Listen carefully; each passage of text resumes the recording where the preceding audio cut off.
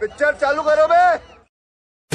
जय श्री राम दोस्तों, अगर आपके खून में भी राम भक्ति दौड़ती है तो नीचे कमेंट में जोर से लिखो जय श्री राम। देखता हूं कितने भाई अभी भी धर्म और देशभक्ति के नशे में चूर हैं। अब देखो भाई, चैनल का नाम तो सस्ते नशे है, लेकिन यहाँ नशा सिर्फ दो चीजों का मिलता है, ज्ञान का और मनोरंजन का। तो आ जाओ इस मस्त सफर में जहां दिमाग खुलेगा, हंसी रुकेगी नहीं। और हाँ, जिसने वीडियो लाइक और चैनल सब्सक्राइब नहीं किया वो अगली बार महंगे नशे की दुनिया में भटकता नजर आएगा। चलो वीडियो शुरू करते हैं। जय श्री राम। माननीय सदस्यगण, शुद्धि के अद्यतन मत विभाजन का परिणाम इस प्रकार है। पक्ष में 288, विपक्ष में 232। प्रस्ताव स्वीकृत हुआ और विधेयक यथा संशोधित पारित हुआ। वक्फ बिल पे लाइव चल रहा है, मैं तो यहाँ देख रहा हूँ, यहाँ फिल्म चल रही है। तू शांति से बैठ, हद में रह। क्या कर रहा है तू? इतना बड़ा आदमी बोल रहा है, तेरे को शर्म है नहीं है? संभल जा, नहीं तो बाहर मिलूंगा। आ बाहर दिखाता हूँ साले क्या चीज में। कुट्टी कुट्टी काटूंगा, कुट्टी बेटा मिलेगा नहीं तू। यहाँ एक सदस्य ने कह दिया माइनॉरिटीज कानून को स्वीकार नहीं करेगी। क्या धमकाना चाहते हो भाई? संसद का कानून है, सबको स्वीकार करना पड़ेगा। स्वीकार नहीं करेंगे मतलब क्या है? कैसे बोल सकते हैं कोई हम कानून को स्वीकार नहीं करेंगे? एक कानून भारत सरकार का है, हर एक पर बंधन करता होगा और इसको स्वीकार करना पड़ेगा। देखिए, कानून बनाना चाहिए बहुत कड़ा। सारी जमीनें हड़प ली गई है, चाहे सरकारी हो या गैर, उसमें जो काम करने वाले लोग हैं सब बेच दिया है। प्राइम लैंड, ऐसा नहीं है कि कोई खेती वाली जमीन है। पटना के डाक बंगला पर जितनी प्रॉपर्टी थी ये सब पर अपार्टमेंट बन गया, सब लोगों ने लूट लाट किया है। आगे से खैर अब तो लाइए, इसको पास हम लोग कर देते हैं संशोधन आपका, लेकिन आगे से कड़ाई के साथ जो भी बल्लियाँ बना रहे हैं। जनाब मन नहीं लग रहा है, चलिए कुछ किया जाए। चलिए दवा ठोक दिया जाए। कहाँ ठोका जाए? आज प्रधानमंत्री के आवास पे ठोक दिया जाए। प्रधानमंत्री आवास कैसे? क्या बात कर रहे हैं जनाब, वक्फ बोर्ड का धारा 40 हमारे साथ है, हम कोई भी दवा ठोक सकते हैं। जनाब वक्फ बोर्ड का धारा 40 नहीं रहा। कैसे अवैध कब्जा होगा? कैसे होगा अवैध कब्जा? कैसे होगा? सर, बेट द्वारका के 2 द्वीपों पर दावा ठोक दिया है। क्या भगवान कृष्ण से पहले इस्लाम धर्म आ गया था? क्या भगवान कृष्ण से पहले इस्लाम धर्म आ गया था? सर यही नहीं, कल क्या आनंद भवन और नेशनल हेरिटेज पर आकर मैंने अभी बार सुना था कि आनंद भवन और नेशनल हेरिटेज पर वक्फ बोर्ड अपना दावा ठोकने वाले हैं, तो दे दोगे क्या? No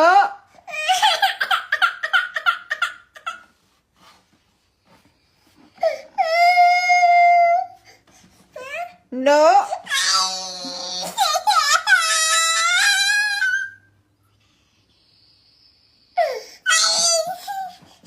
no. Bharatiya Janata party में एक मुकाबला चल रहा है।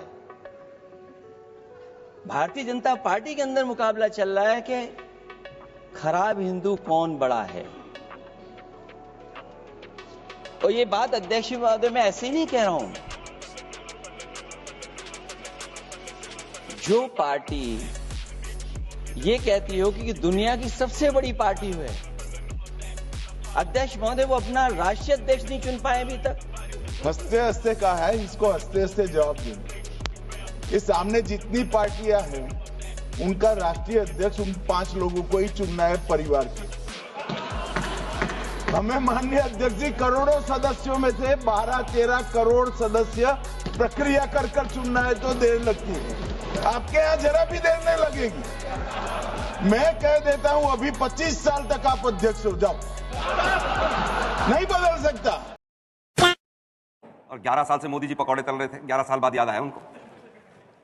नहीं, 11 साल तक इतने गंदे बिल को मोदी सरकार ढो रही थी। आज कह रहे साहब वो तो कई लाख करोड़ जमीन है। क्या मोदी जी लाए थे? मोदी जी ने अपने मामा जी के घर से वक्फ बोर्ड में जमीन दी थी क्या? ये जब विजयपुरा में किसानों की जमीन वक्त के नाम कर रहे थे तो वो क्या सोनिया गांधी इटली से बांध कर लाई थी क्या जमीन? 1500 साल पुराना शिव का मंदिर वक्त के नाम कर रहे हैं। मैं पूछना चाहता हूँ कि 1500 साल पुराना शिव मंदिर जब घोषित कर दिया वक्त की जमीन तमिलनाडु में, तो सोनिया गांधी के गांव से आया था क्या वो मंदिर? और आखिरी बात सुन लीजिए, आप बीच में बोले। मुसलमानों का बड़ा ख्याल है इनको, मुसलमानों का उद्धार करना है इनको। हिंदू बच्चे चाहे सारे बेरोजगार हो जाए, इनको मुसलमानों का उद्धार करना है इनको। अब अंजना जी, इन्होंने कहा कि मुस्लिम के लिए कर दिया, कर्नाटका में 4% मुस्लिम कॉन्ट्रैक्टर को दे दिया आपने रिजर्वेशन। अब तो हिंदुओं की याद नहीं आई क्या? एएमयू में आपने एससी का ओबीसी का आरक्षण का हिंदुओं की याद नहीं आई क्या? हिंदू आतंकवाद कहते हैं मुसलमानों को पहला अधिकार देंगे संसाधनों पर, अब हिंदू की याद नहीं आई क्या? चुप रहिए आलोक शर्मा जी, बस हो गया। अब सुन लीजिए अंजना जी, प्लीज बीच में हर बात में मुसलमानों को भी देखिए। हिपोक्रेसी ये है कि कांग्रेस के अधिकृत प्रवक्ता है पवन खेड़ा बोलते हैं कि चर्चा करने निकल गया है और यहाँ पे कहते 11 साल से पकौड़े कर लेते हैं। एक स्टैंड लो कांग्रेस पार्टी, एक स्टैंड सत्यप्रकाश मिश्रा जी। और आप बताइए डॉक्टर शाहीन बाग बना देंगे क्या?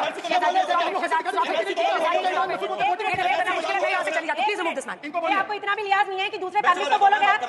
ये तो भागना हो गया, ये तो भागना हो गया। चलो जवाब नहीं है कांग्रेस पार्टी। बैठिए बैठिए, मुझे आपसे सवाल करना है। आपसे सवाल करना है, बीजेपी का प्रवक्ता सर धमकी दे रहा है कि मैं बोलने नहीं दूंगा। मुझे आपसे सवाल करना है। एक मिनट सर, रुक जाइए।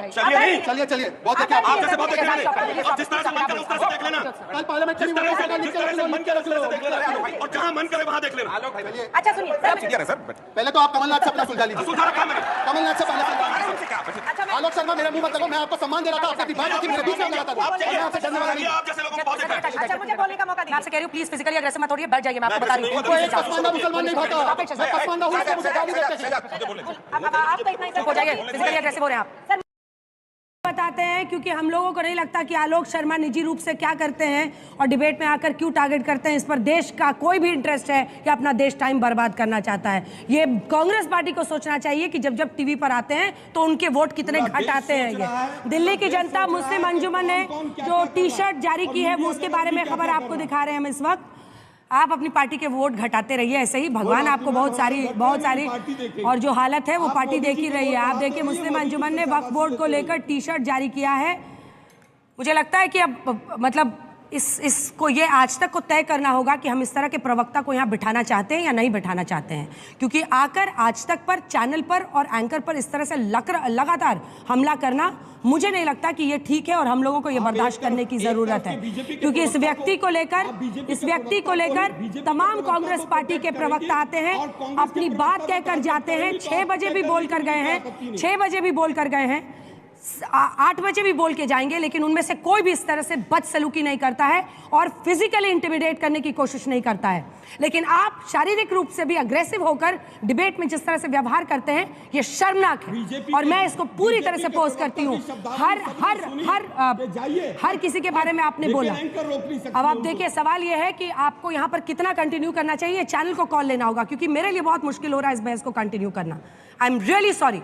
इस तरह के व्यक्ति को झेलने के लिए मैं मजबूर नहीं हूं जो इस तरह से मुझे फिजिकली और वर्बली अब्यूज करे मेरे शो पर। I am absent.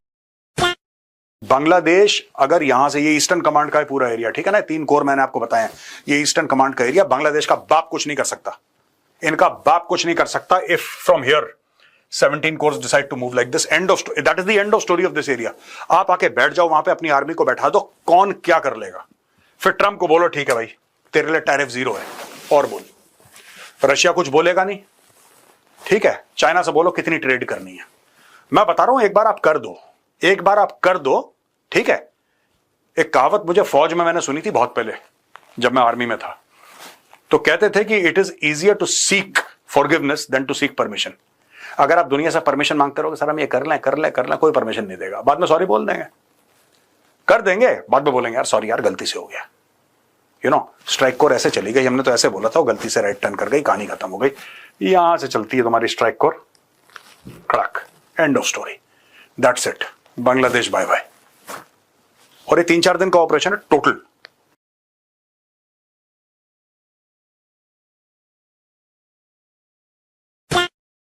सीएम खामोश नहीं है। सीएम के तरफ से आज पूरे हिंदुस्तान में 25-26 स्टेट हैं, सबसे ज्यादा स्ट्रॉन्ग ऑब्जेक्शन अगर किसी का किया है तो वेस्ट बंगाल से, और हमारी ममता बनर्जी की तरफ से गई है। वक्फ बोर्ड का सीईओ और चेयरमैन को हिदायत किया कि जितना जल्दी हो सके तुम लोग लिख के दो, और हम जो है एक मिनट, किसी भी चीफ सेक्रेटरी इंटरवेन नहीं किया किसी भी स्टेट में, लेकिन हमारा मुख्यमंत्री ममता बनर्जी चीफ सेक्रेटरी को ऑर्डर करके यहाँ से जो है जेपीसी में हो या गवर्नमेंट ऑफ इंडिया में हो या वर्क सेंट्रल वर्क में है भेजा है। कांवड़ यात्रा चलती है, जब आप कांवड़ यात्रा को इतने दिन चलाते हैं, जब हर धर्म का फेस्टिवल रोड पे होता है और उससे किसी को तकलीफ नहीं है, फिर मुस्लिम धर्म से क्यों तकलीफ हो रही है आपको? कांवड़ यात्रा हरिद्वार से लेकर के और गाजियाबाद तक या उन क्षेत्रों में जाती है तो सड़क पे ही चलेगी।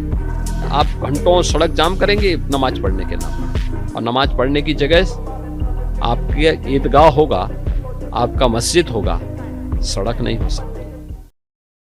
और जो सेक्शन 40 सबसे ड्रैकोनियन प्रोविजन इस एक्ट में था तो सेक्शन 40 था। सेक्शन 40 के तहत वक्फ बोर्ड, आप लोग बार बार कहते हैं ना ये ऐसा नहीं है, ऐसा ही है। सेक्शन 40 में किसी भी जमीन को आप वक्फ प्रॉपर्टी डिक्लेयर कर देता था, वो प्रॉपर्टी को हमने हटा दिया है। वो कोई भी जमीन को वक्फ प्रॉपर्टी डिक्लेयर करके फिर किसी गरीब के लिए नहीं करना है। वो लोग, कुछ लोग, चंद लोग अपने के लिए, अपने फायदा के लिए इस्तेमाल करते हैं। ओवैसी मैं तो नाम नहीं लूंगा, लेकिन सर ये प्रावधान को इतना मिसयूज हुआ, इसलिए तो इतना लाखों प्रॉपर्टी का संख्या बढ़ गई। जो जेल में है वो आजाद हो रहा है। कौन है जेल में? मेरे हस्बैंड आजाद हो गया वो। गुड न्यूज मिल रही है आपको। होली स्पिरिट। कोई कहे इसकी जमानत नहीं हो सकती, ये बुक्की में फंस गया है, ये स्मैक में फंस गया है, इसके पास बड़ी हीरोइन पकड़ी गई है, बड़ा कुछ पकड़ा गया है। क्या पकड़ा गया? मर्डर कर दिया, कुछ कर दिया। क्या? मर्डर। यस। बंदा मार दिया, यस, खत्म। यस। उसको बोल 4 भी मार, तभी तो आजाद हो गया। जा मारना नहीं है पर